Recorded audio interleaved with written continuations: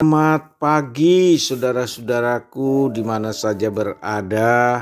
Kita jumpa lagi dalam renungan saat teduh pagi ini. Namun sebelum kita merenungkan, kita menyatakan pujilah Tuhan hai jiwaku. Dan ini berlaku bagi kita di mana saja berada. Mari kita berdoa sebelum dengar firman Allah. Bapa Sorgawi, kami bersyukur atas segala rahmat Tuhan di pagi hari ini. Kami boleh ada sebagaimana ada mempersiapkan diri kami untuk mendengar firman-Mu dan merenungkan. Firman-Mu akan diberitakan, ya Tuhan tolong kami, jernihkan hati dan pikiran kami dengan kuasa Roh Kudus untuk menerima firman ini dengan baik.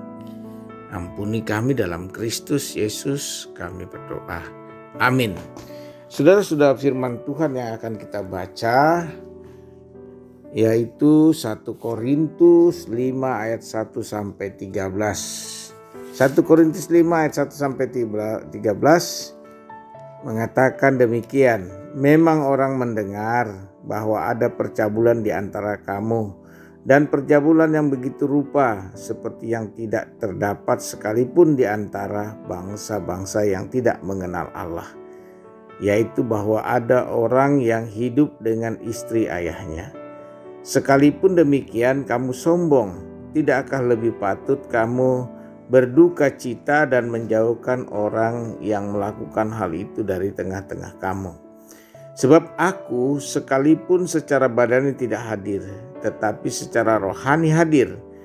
Aku sama seperti aku hadir, telah menjatuhkan hukuman atas dia yang telah melakukan hal yang sama semacam itu. Bila mana kita berkumpul dalam roh, kamu bersama-sama dengan aku, dengan kuasa Yesus Tuhan kita. Orang itu harus kita serahkan dalam nama Tuhan Yesus kepada iblis, sehingga binasa tubuhnya agar rohnya diselamatkan pada hari Tuhan. Kemegahanmu tidak baik.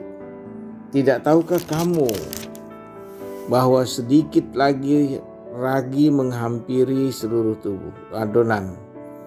Buanglah ragi yang lama itu supaya kamu menjadi adonan yang baru. Sebab kamu memang tidak beragi. Sebab anak domba Paskah kita juga telah disembelih, yaitu Kristus. Karena itu marilah kita berpesta bukan dengan ragi yang lama, bukan pula dengan ragi keburukan dan kejahatan, tetapi dengan roti yang tidak beragih, yaitu kemurnian dan kebenaran. Dalam suratku telah kutuliskan kepadamu, supaya kamu jangan bergaul dengan orang-orang cabul. Yang aku maksudkan bukanlah dengan semua orang cabul pada umumnya dari dunia ini, atau dengan semua orang kikir dan penipu, atau dengan semua penyembah berhala. Karena jika demikian kamu harus meninggalkan dunia ini.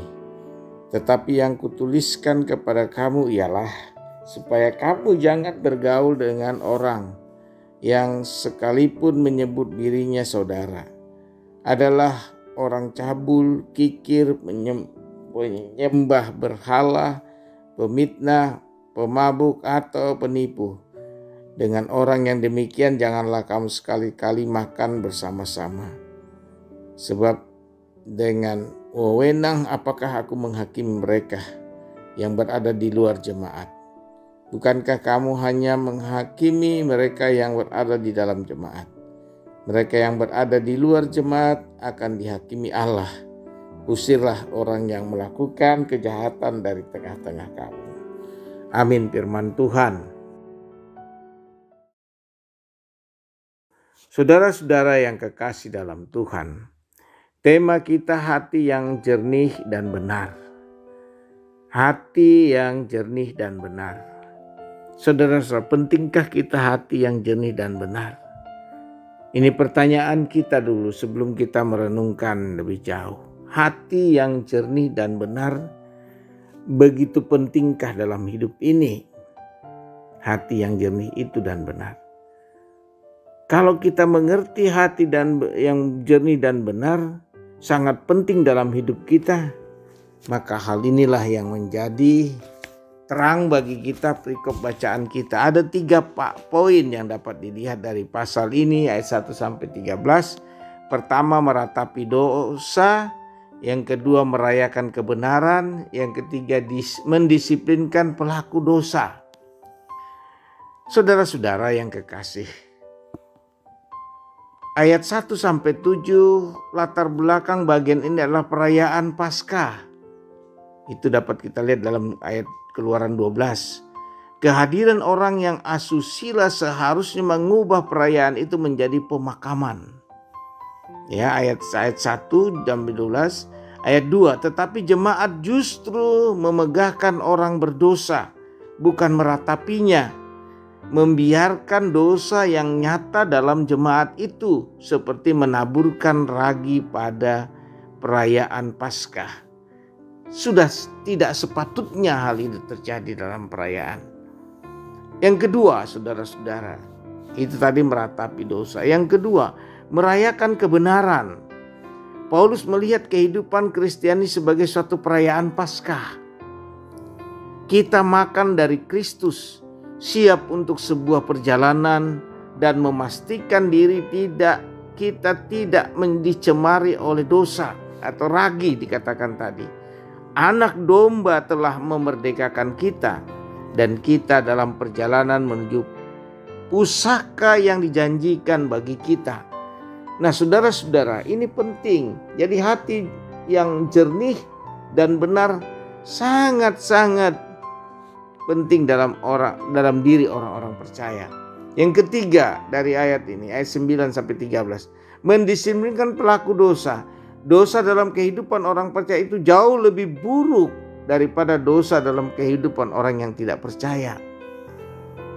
Kita tidak dapat mengisolasikan diri dari dunia, tetapi kita dapat memisahkan diri dari orang percaya yang tidak taat, sehingga Tuhan dapat mendisiplinkan mereka. Nah, saudara-saudara, ini dalam ayat 9 sampai 13. Karena itu hubungan yang sangat penting dengan Allah adalah hati yang jernih dan benar. Ini penting, saudara-saudara, agar kita dapat memisahkan mana yang harus kita lakukan dan mana yang harus tidak kita lakukan. Apalagi dikatakan bahwa kehidupan Kristen sebagai suatu perayaan Paskah. Ini yang dimaksud dalam pasal ini 1 Korintus 5 ayat 1-15. Jadi kehidupan orang Kristen adalah satu perayaan Kristiani, bahwa hidupnya setiap hari adalah satu perayaan Paskah, sebagai suatu perayaan yang menyatakan bahwa kita hidup di dalam Kristus, bukan lagi di luar Kristus. Jadi hidup orang Kristen ada suatu perayaan gerejawi dalam hidupnya, yaitu memuliakan Allah senantiasa dengan hati yang jernih dan benar. Ini penting, saudara-saudara, bagi kita. Tema ini menggugah kita. Jadi kehidupan Kristiani, orang-orang percaya adalah kehidupan perayaan yang menyambut perayaan Paskah, di mana ada kemenangan di dalam diri orang percaya, yaitu bersyukur kepada Allah dan bukan lagi sebagai ragi, yaitu dosa yang mencemari kehidupan kita. Sudah semestinya diri kita tidak dicemari oleh dosa, karena anak domba telah memerdekakan kita dan kita dalam perjalanan menuju pusaka yang dijanjikan bagi kita, yaitu hidup yang kekal di dalam Kristus. Karena itu kehidupan Kristen adalah sebagai perayaan gerejawi. Siang dan malam ia menggumuli kehidupan ini selalu dalam perayaan pujian kepada Allah. Jadi saudara-saudara yang kekasih dalam Tuhan, kita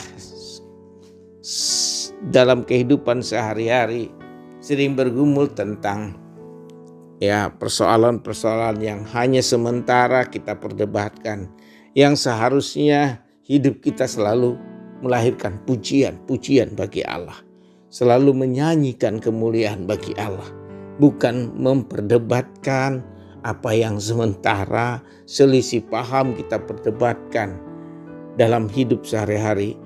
Soal kebersihan kita perdebatkan, soal keterlambatan dalam pelayanan kita perdebatkan.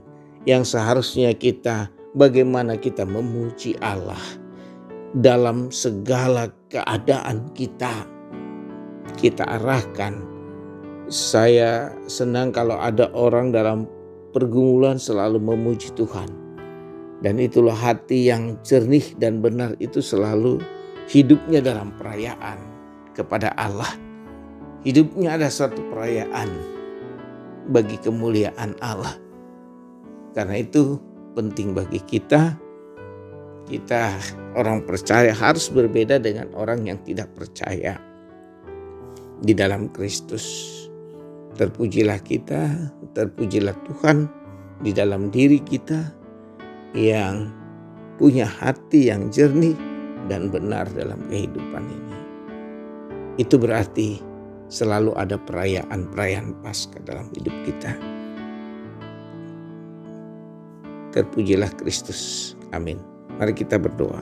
Bapa Sorgawi, kami bersyukur, karuniakan kami hati yang jernih dan benar, agar kami jauh dari tindakan yang tidak berkenan di hadapan, tetapi hati yang memuliakan Tuhan senantiasa, yaitu hati yang jernih dan benar.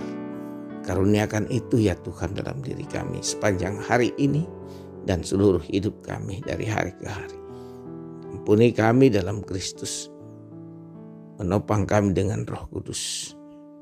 Amin. Terimalah berkat Tuhan. Tuhan memberkati engkau dan melindungi engkau. Tuhan menyinari engkau dengan wajah-Nya dan memberi engkau kasih karunia. Tuhan menghadapkan wajah-Nya kepadamu dan memberi engkau damai sejahtera. Amin. Yang sakit disembuhkan dalam nama Yesus, yang bergumul diangkat pergumulannya, dan saya mengatakan selamat beraktivitas. Tuhan menyertai kita. Sampai jumpa. Amin.